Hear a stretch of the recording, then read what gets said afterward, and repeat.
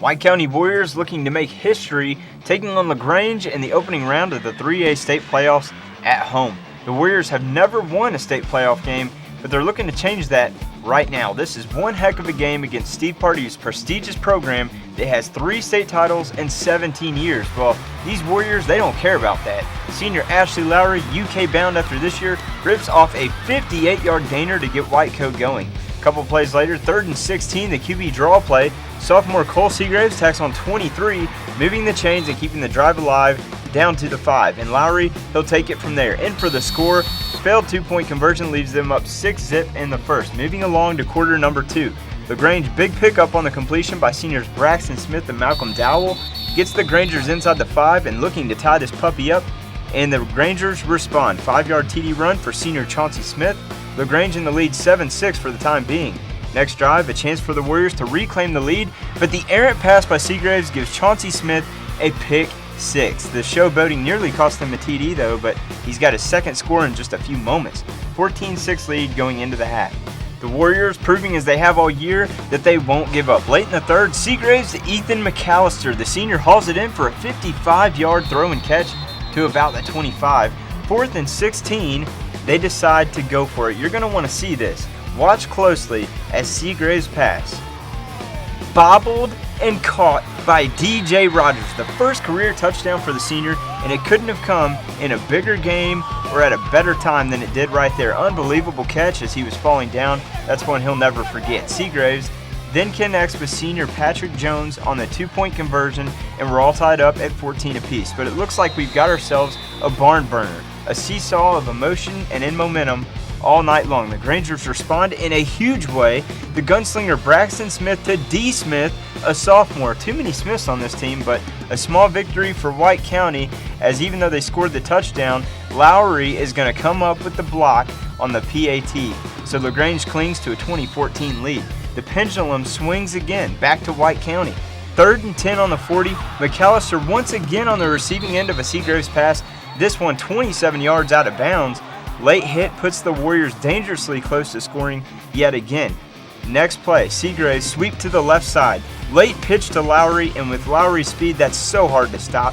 First down in the red zone. Very next play, back to Lowry, short TD run, second of the night. The Warriors retake the lead on the point after, 21-20 going into the final quarter. Kicker E. Smith. Yes, yet another Smith, short on the 44-yarder. Tough night for him, missed 3 field goals and an extra point. High school version of Ben Hartman. Google it. Later, McAllister turns in a dominant performance, intercepts Chauncey Smith on the trick play. Lowry then digs deep for the big run on 3rd down, 17 yards. However, it's nullified by a penalty. So what do you think happens next? Lowry does one better for you. How about 26 yards on 3rd down instead? I think I'd take that. The Warriors want these points badly. 1:37 left, 4th and 2 from the 2, and Lowry again. What do you think was going to happen? You knew he was going to find a way in. 3rd TD of the game, 170 yards, 28-20, and now the pressure's on LaGrange. Big pass from Braxton Smith to Dowell across midfield. Everyone's biting their nails now, but it's going to be Ryan Kennedy, the junior. He's going to step up and make the biggest play of the game. Seals the win for White County. First ever playoff win in school history. Steve Pardee announced his leaving LaGrange after the game, but the more important headline is White County advancing to the Sweet 16 in what is the year of the Warrior. It's amazing. We talked all week. They were one of the teams that they jumped out on top, and they always let you come back in the second half. They went down a notch and let you come back in the second half. So, I mean, when we came out and went up 6-0 and then they put up 14 quick ones on us, I mean, it was no surprise. We just kept playing hard.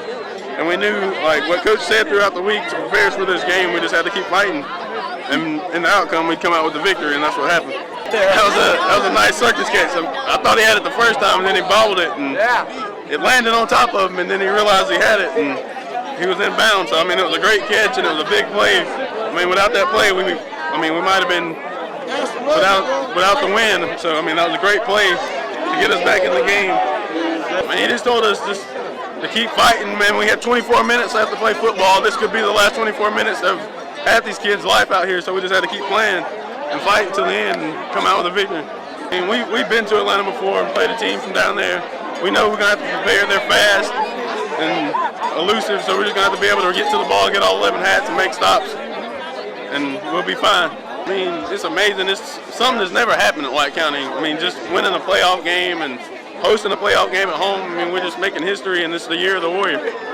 It's just great for our community. The kids fought hard. You know, hats off to LaGrange. They got such a good team, good coaches, and a fantastic tradition, but it was our kids night and night. I think it is. I'm not sure about that, but he's just a great kid, and he just has continued to work hard, and heck, he made the play when we needed it.